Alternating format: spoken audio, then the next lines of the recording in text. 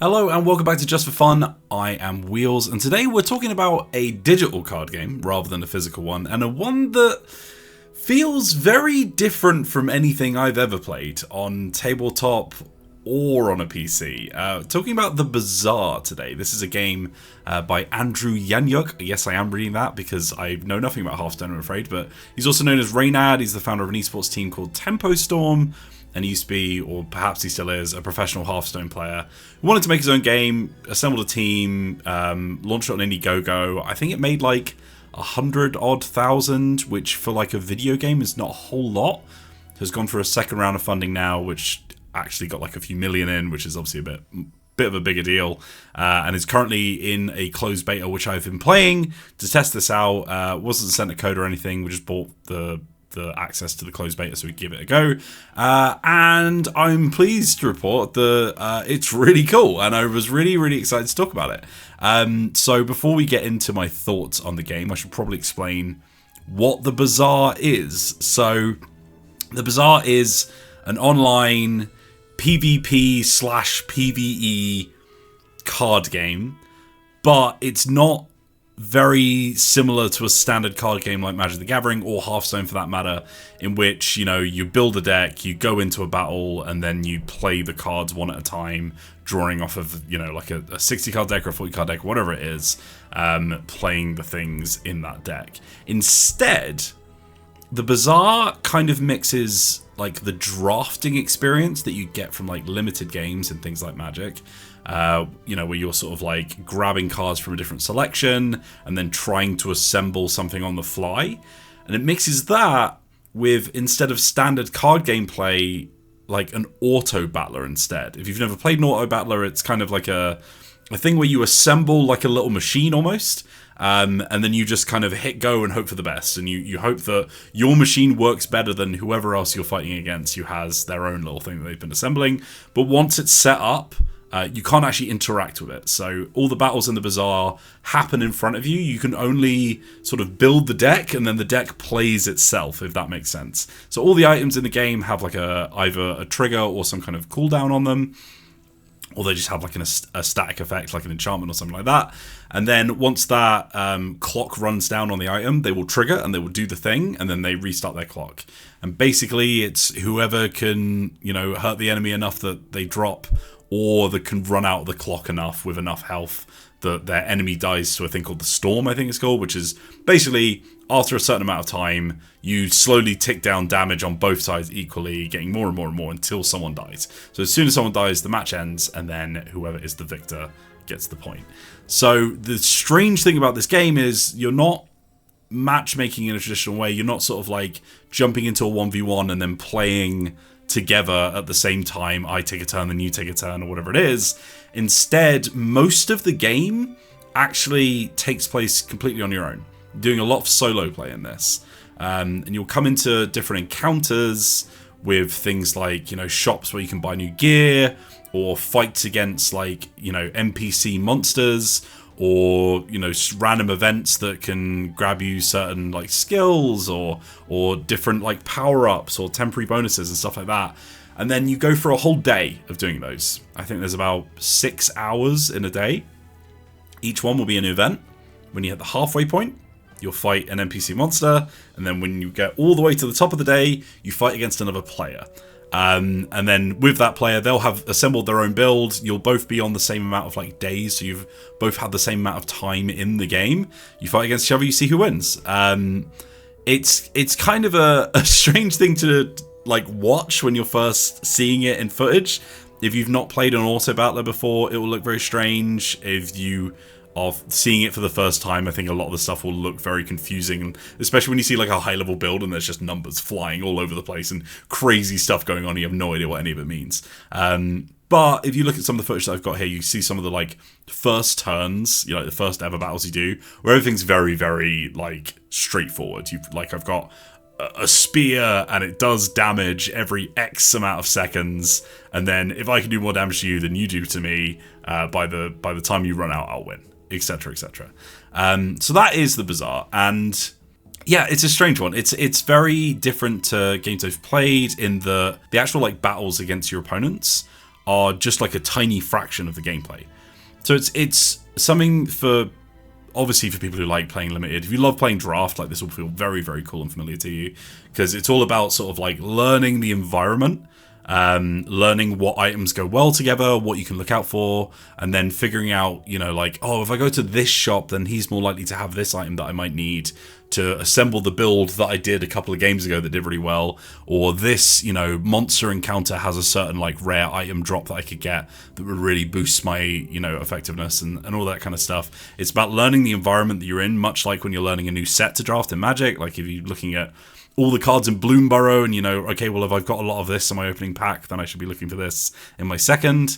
And then using those skills to try and build something really powerful, but going up against people who are also really powerful. You kind of have to break the game to win, if that makes sense. You can't just sort of build, here's an item that does damage and here's an item that does damage and I'll just hope for the best. You need to build sort of synergies and combos that feed into each other so that, you know, this item triggers, which then buffs this up so that when it triggers even harder. And then this, you know, hastes the other item, which then makes that go faster. And then you build this sort of like Rube Goldberg machine of all these sort of things like tinkering with each other and making the other things more effective, as well as assembling like these like skills, which are like static bonuses that you get on top of stuff, which like maybe increases your damage or increases your shields or increases your critical chance, all that kind of stuff that just sort of pops on top. And you normally grab those when you've got a good build going and you're like, okay, I'm pretty happy with the items in my sort of play area.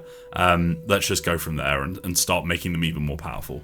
The other thing about this game is it uses it's called like your rug in front of you. So you'll see it in the gameplay. I've got like this little area which gradually gets bigger and then maxes out at a certain size. I think it's like 10 spaces.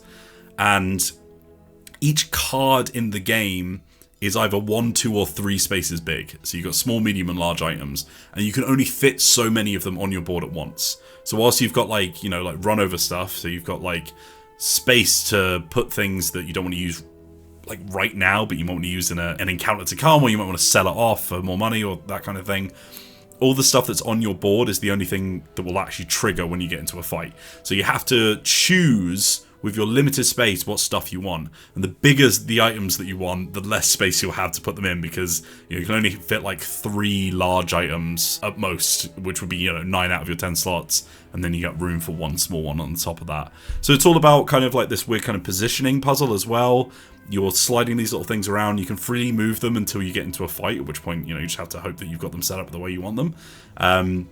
But certain characters will play with positional effects as well. So like Dooley, who's the little robot, always starts with a core, and it says, I do this to stuff that's on my left, and I do this to stuff that's on my right. So you've got like a little puzzle of like, okay, well, if I put this adjacent to this, it'll trigger that, but it won't trigger this, so like which one's more important, and all that kind of stuff. Or like, you know, this will buff all the stuff to the left of it, so I have to have it on the right-hand side, but I've got a skill that I want to affect something on the right, so maybe this will have to go to the right of it, and all that kind of stuff. And it's a really fun little like building challenge and deck building challenge that strips it right down to just the building, and then you just sort of see what happens. So there's no kind of benefit to good like battle play. Like there's no like combat tricks, there's no turn sequencing, all this kind of stuff. It's all just about, you've got all the time in the world to build something, and then as soon as you hit go on the battle, when you've run out of like encounters to do, you just have to hope that you've built it right.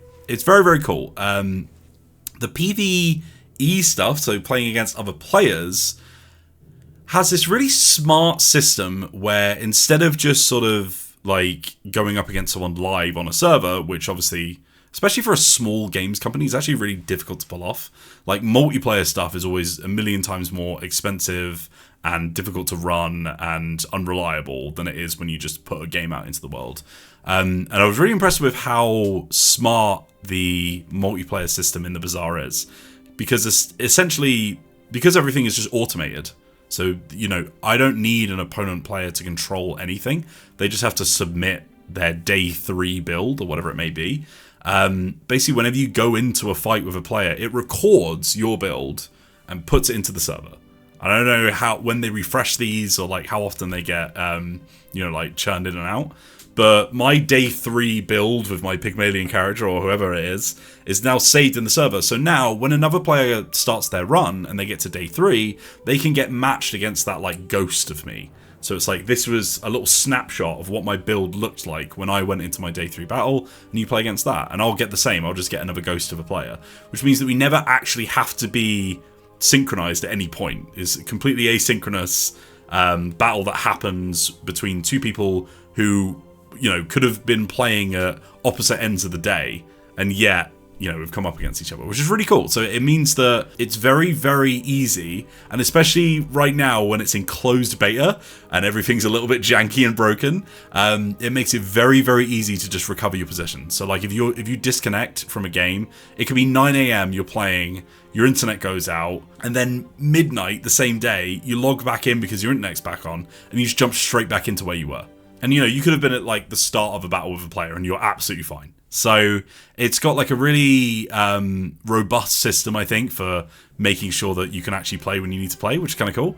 And there's not really much of a penalty to people with bad internet connections and all this kind of stuff that can usually kind of hamper an online experience, which is really, really cool. It's not one of the biggest selling points of the game, but I wanted to shout it out because I think it's really good. So this game, from what I've seen, has been inspired by stuff like Slay the Spire, that kind of like roguelike card drafting experience, but it's just taking the drafting experience and then like dumping all the rest of it, or at least like reimagining the rest of it into more of an idle game.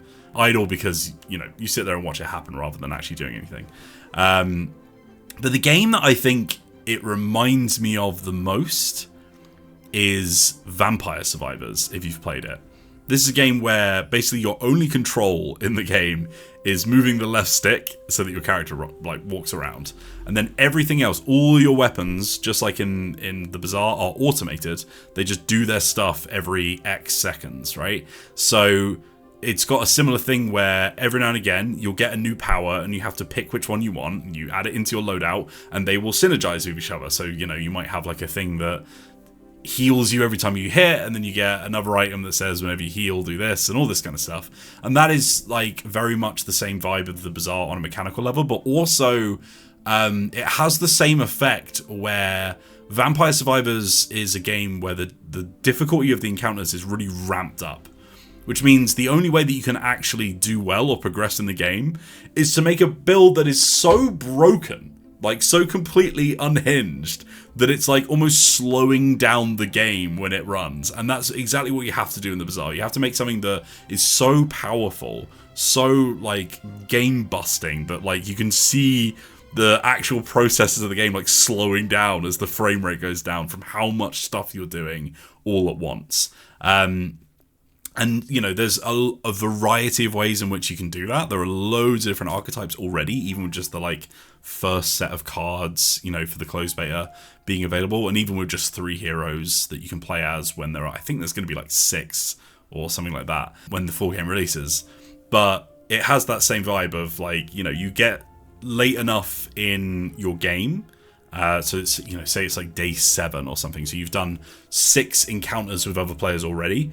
At that point, everyone is building something so busted now, you need to be even more busted than them to keep up, right? So you can't just do sort of run-of-the-mill, like, things that kind of synergize a little bit and hope for the best. You need to, like, eke out all the efficiency you can from your build and make sure you've got something really tight and really powerful in its own right, so that it can just smash out the game faster than your opponent can.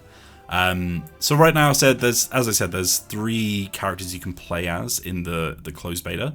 There is Vanessa, who is a sort of very DPS-y pirate character.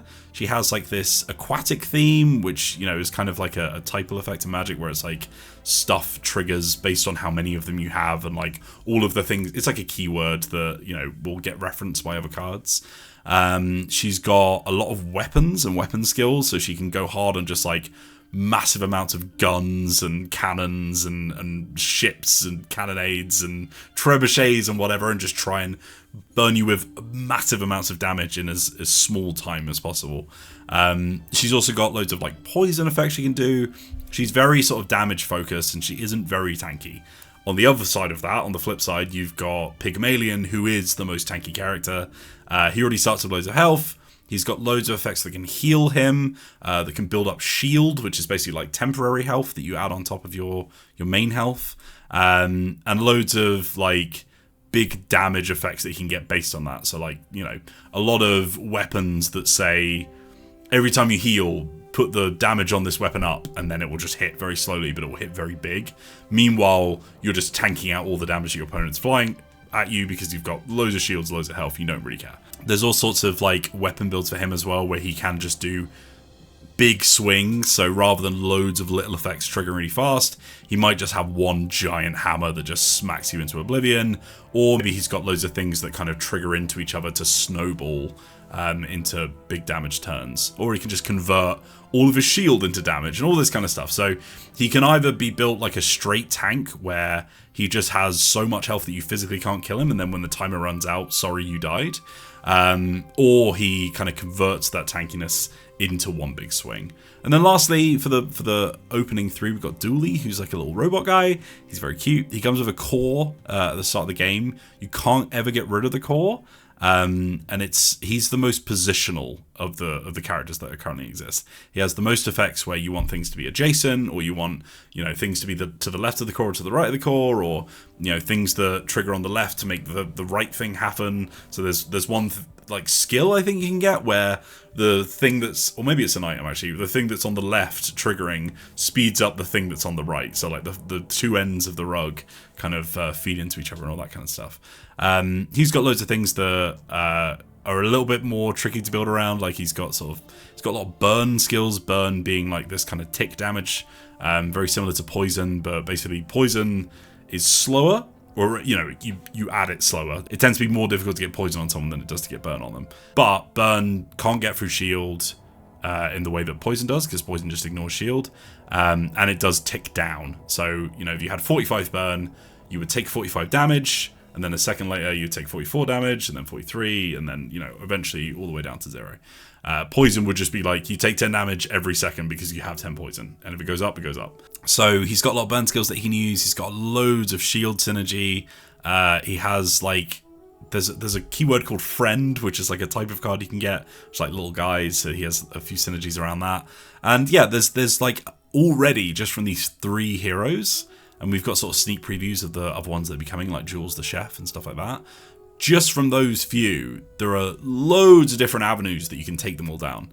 And trying to figure out which one you're going to jump onto at that point in the game is kind of the skill of it. So it's like, okay, I started the game with this stuff, but I'm not getting any of the things, you know, just through the random luck roll of what appears in shops and the stuff that you're gifted or encounters that you have. Like, I haven't found the things that I need to do this kind of build. Like, I haven't found the one crucial cog in the machine. So I can either just stick with it and play a worse version, or I can try and pivot to something else. And that is a lot of the skill of learning how to play the Bazaar, is like sticking or twisting, knowing what to look out for, knowing what encounters to do, because you know that you'll get the right thing that you need, or at least you'll increase your odds of getting that, learning all the items in the game. And a lot of that when you're first playing, especially in like the casual mode, you know, you'll have a lot of runs where you don't really do a whole lot and you'll lose a lot of fights, but it is like very, very fast learning, and you're like, oh, okay, because you get to look at other people's builds and say, wow, that works really well, that's really interesting, I can see why that's working a bit more efficiently than mine. I tried this item out and I didn't really like it and I couldn't make it work, but maybe if I combine it with this thing, it'll work a little bit better and all this kind of stuff. And you'll gradually get that sort of skill of learning what you're doing a little bit more as you go through. You'll start to learn the characters and the items that they tend to find. You'll learn which ones you think works best. In what situations. You'll learn like what builds are strong against one thing and weak against another, and weak to something else.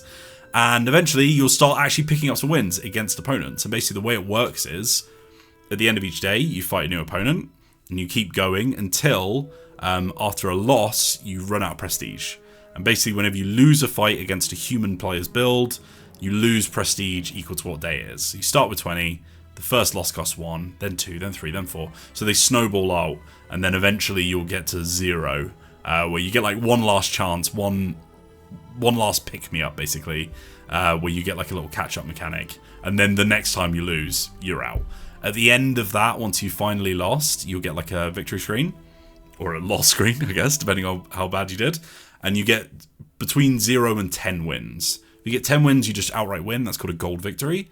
And then I think it's like 7, I think, for silver and 4 for bronze. And if you're playing in ranked mode, those will get you chests, which have like cosmetic items, basically. And you might get more gems, which is like the currency in game, which you can then use to do more runs. And I think if you're playing in free play, which is you can just play as many times as you want, and it's just fun, but there's no like chests you get. If you get 10 wins in free play, you get a free ticket to play in ranked. So that's the kind of like free to play model. I think this will just be free after a while. At the moment, it's closed beta, so you can only get access by buying one of their little like supporter packs, that sort of things. I think it was like 25 quid or $30 US, and then you get like a nice skin and like a little, you know, username handle thing to say that you're a founder or whatever.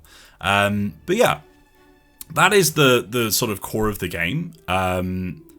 It just works like that. It's, you know, you're grabbing your cards. You would have seen a lot of gameplay footage over the course of this video. Grabbing cards, slotting them into a build, trying to match them together in a way that just explodes into value. And I have been absolutely addicted to it. It's really good.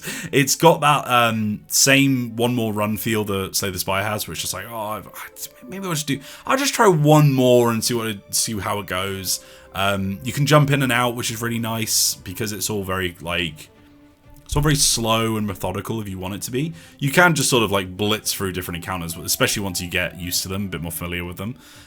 You can just kind of like, okay, I know what this does. Yeah, I'll just do that, grab that, get some XP, do this. And it gives you that kind of, it allows you to be faster at the game the more familiar you are with it. But at the same time, if you wanted to just like do a couple of encounters and then like log off, come back the next day, see how your build does the day after that and all that kind of stuff, you know, you can just jump in and out whenever you want. It's like you're on turn 3 of a Magic game and you just hit pause and walk off, which is really cool. It's a lot easier to like devote time to it because you don't have to be glued to your screen. I could be in the middle of a battle and my doorbell could go off and I could just walk away and I'll just see how I did when I come back, right? So it's fine because it will just work itself out. And sometimes it's nice to see how well you did, obviously, so it's better to watch. But yeah, it's got a really, really cool, like, not very oppressive feel to it, which I think for an online card game where it's like they're always kind of incentivizing you to play again and again and again, and you have to be locked in, and there's the timer and the ropes going if you don't make a decision, which is really stressful, especially for new players if you're not used to card games. Like this has a lot more kind of lenience towards you just sitting there and just working things out, reading stuff, figuring out how things work, which gives you a lot more space to actually figure out what's going on. And there are a lot of different effects in this game. There's loads of cards. There must be like hundreds. They all work with each other in different ways. Every time you fight a monster, they have like unique stuff that they can drop. So they'll have their own loadout that you're fighting against.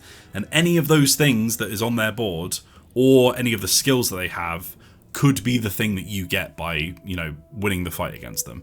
So you have loads of like different things that you have to like learn what they do, but just hovering over them, most of them like pretty straightforward and pretty self-explanatory. There's a couple of like weird things that you kind of have to get used to, like for example, like if a weapon has lifesteal, you deal damage and heal equal to its number, but that doesn't count as a thing. That doesn't count as a heal because you didn't heal, you just got health. So there's loads of weird little sort of like edge cases like that where it's like, oh, okay, I had an item that said whenever you heal, so I thought my lifesteal weapon would trigger it, but it doesn't. So there's a few little things like that you'll just gradually learn, and you'll learn by doing.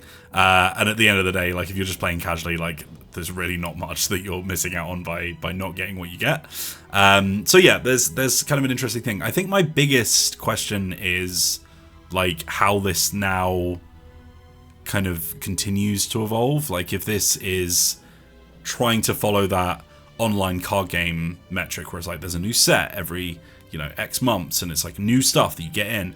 Does that mean that we're just continuously adding things onto the same environment? Or, you know, is it like a standard meta where like new things will come in and old things will go out? Or is, you know, do you just play in one environment? All that kind of stuff. So I'm interested to see how they handle that. I think as of like October, like the very end of October, so basically November, it went into closed beta. So I think like in a couple of months, maybe it should be available for free for everyone, and hopefully will be, you know, a bit more stable and stuff like that. But yeah, I'm not sure how it'll go, but right now, what I've seen so far, really, really fun. Absolutely having a fantastic time with it. Really recommend it. If you buy a little founders pack, like I said, I think the cheapest one is like £25. You also get a free invite code. So I've sent my invite code over to Maddie so she can give it a go. So if you've got a mate that's already playing, you can grab a code off them. I think there is also a channel in their official Discord where people can just post their invite links because they don't want it, you know, if they haven't got anyone who wants it, so they can just give it to someone else for free.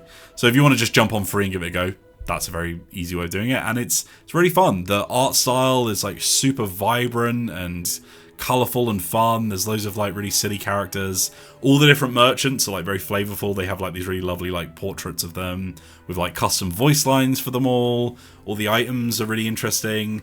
Pygmalion, who is the big tank character, is like this like capitalist landlord guy. Like there's loads of like very odd character archetypes you don't normally see in card games. Obviously Hearthstone is just like what, like World of Warcraft classes, so yeah, it's just like, oh, I'm a cleric, which is in the grand scheme of things like very done right at this point. Whereas Pygmalion, like, I'm buying up properties and selling them off and using my golf clubs to beat the crap out of you. It was very fun and silly.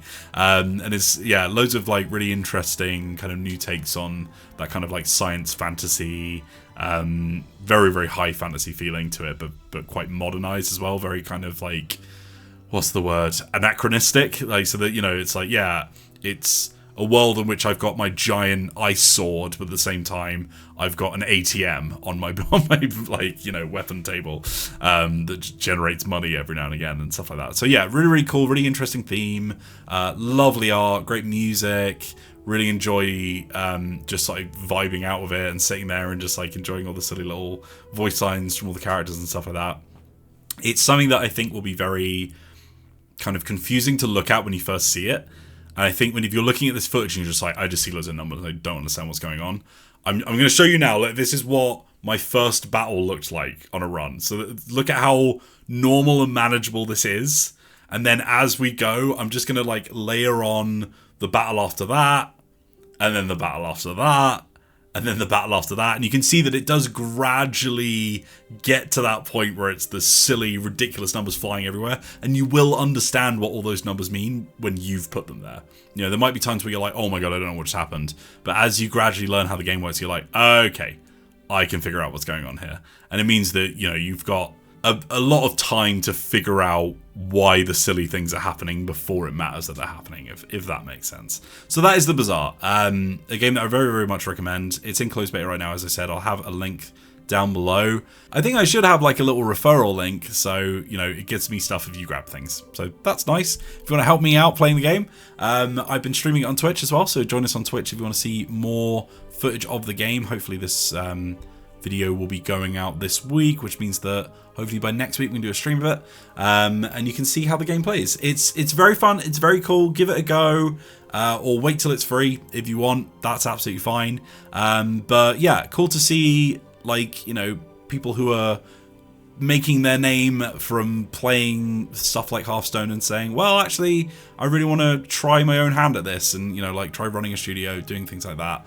I love it when people kind of like put their money where their mouth is and say, all right, cool, let's give it a go of myself. It's like a football pundit becoming a football manager, you know. It's like, let's see if all your sort of like skills at one thing transfer over to the other. And in this case, obviously a whole team working on this, but I think, yeah, Reynad has done a great job, made something really cool, really interesting, really fun. And if you love things like Vampire Survivors and Slay the Spire, you should really like this as well. So give it a go. This has been Wheels from Just for Fun. If you haven't already, give us a sub.